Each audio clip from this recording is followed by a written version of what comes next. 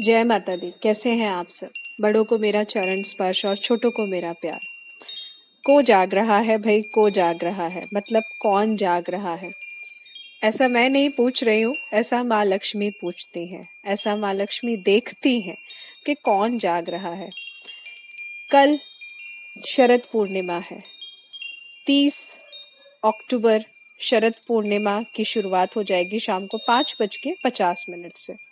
तो आइए जानते हैं इस पूर्णिमा पर हम क्या खास कर सकते हैं, क्या अलग और क्या खास कर सकते हैं जिससे कि हम इस एक दिन का बहुत अच्छा फल प्राप्त कर सकें। पहले शरद पूर्णिमा होती क्या है?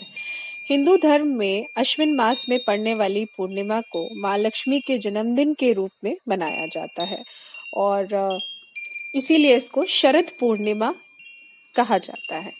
माना जाता है कि इसी दिन सागर मंथन से माँ लक्ष्मी प्रकट हुई थी और देवराज इंद्र समेत सभी देवी देवताओं ने उनकी स्तुति की थी।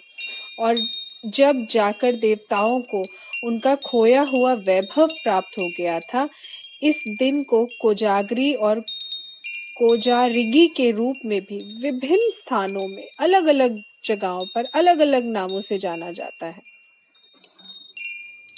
हमारे हिंदू ज्योतिष शास्त्र की गणना के अनुसार अश्विन मास यानी कि शरद पूर्णिमा के दिन चंद्रमा हमें आरोग्य, निरोगी काया प्रदान करता है। इस दिन चंद्रमा का स्वरूप और उसमें से निकलने वाली किरणें इतनी ज्यादा प्रभावशाली होती हैं कि इनके द्वारा हमें मानसिक, शारीरिक रूप से सभी तरीके से हम अपने अंदर इन किरणों का प्रवेश जब हम पाते हैं तो हमें असर अलग से देखने को मिलता है। इस दिन की संपूर्ण रात्रि में चंद्रमा द्वारा व्याप्त रोशनी से हमें अमृत की प्राप्ति होती है और इसीलिए माना जाता है कि रात को इस दिन खीर बनाकर चंद्रमा की रोशनी में रखी जाती है। खीर नहीं बना सके तो दूध से बनी हुई कोई भी मिठाई ले आइए। मिठाई पॉसिबल नहीं है तो खोया ही ले आइए, वो ला करके आप रखिए। और ऐसा माना जाता है कि आप अगर ऐसा करते हैं और अगले दिन नहाने के बाद थोड़ा सा जो भी आपने प्रसाद के तौर पे रखा है चंद्रमा की रोशनी में, उसमें से थोड़ा सा भोग आप गाय का जरूर निकालिए और वो निकालने के बाद, नहाने के बाद आप इसको ग्रहण करिए। इसको ग्रहण करने से निरोगी काया, आपके शरीर में जो भी नेगेटिविटी होती है वो खत्म होनी शुरू हो जाती है, रोगों से बचाव होता है। इसलिए आज भी लोग इस दिन दूध में खीर बनाकर या दूध से बनी हुई मिठाइयाँ चांद की रोशनी में रखते हैं और उसको फिर अगले दिन ग्रहण करते हैं। लेकिन इसके अलावा एस्ट्रो एडवाइस आपके लिए क्या लेके आया है? इस दिन ऐसा क्या कर सकते हैं? आई एम श्योर आप सभी सारे यूट्यूब चैनल्स पे सुन रहे होंगे कि खीर बनानी है, रखनी है, खानी है। ये तो हमने भी अपने काफी पुराने पोस्ट में सबको बताया, लेकिन और ऐसा अलग से इस बार क्या कर सकते हैं? देखिए, अगर आपके घर में ऋण बढ़ता ही जा रहा है, कर्जे से मुक्ति नहीं मिल रही है, तो जो घर के मेन अर्निंग मेंबर्स हैं, सपोज अगर हस्बैंड वाइफ दोनों ही हैं तो हस्बैंड या वाइफ दोनों में से कोई एक इस उपाय को कर ले। काले तिल लेने हैं और अपने घर के सभी लोगों के ऊपर से 7 बार एंटी क्लॉकवाइज घुमा करके नॉर्थ डायरेक्शन में फेंक देना है। ध्यान से सुनिएगा, ये उपाय उनको करना है जिनकी फैमिली पर ऋण बढ़ता जा रहा है, कर्जे की स्थिति बढ़ती जा रही है, माँ लक्ष्मी मतलब घर में वास नहीं कर रही हैं, इसीलिए ऋण बढ़ रहा है ना। तो ये नॉर्थ डायरेक्शन जो होती है वो माँ लक्ष्मी की डायरेक्शन होती है। तो आपने ये काले तिल सर पे से 7 बार वार के नॉर्थ डायरेक्शन में फेंक देना है। और अगर आप लोग शाम के समय 5:50 के बाद घर में बैठकर लक्ष्मी जी का पूजन कर सकते हैं तो उससे तो उत्तम कुछ और हो ही नहीं सकता है।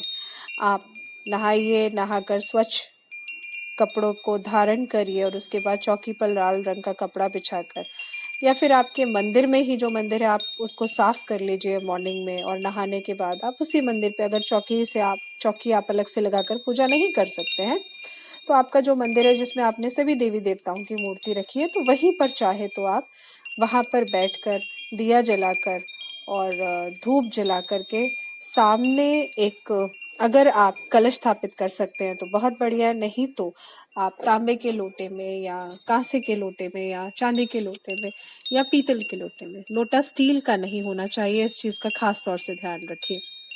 इसमें आप जल भरकर और 1 का सिक्का या चांदी का सिक्का डालकर रख लीजिए और दिया जलाकर आप सामने, लक्ष्मी जी के सामने बैठकर आप श्री सूक्त का पाठ कर सकते हैं।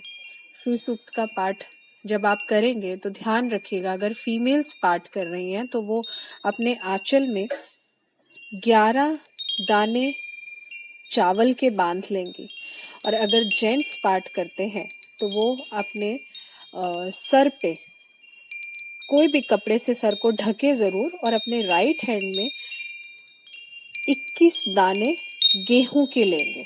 और अगर आप दोनों पाठ कर रहे हैं तो एज यूजुअल लाइक फीमेल्स को 11 दाने चावल के लेने हैं और मेल्स को 21 दाने गेहूं के लेने हैं।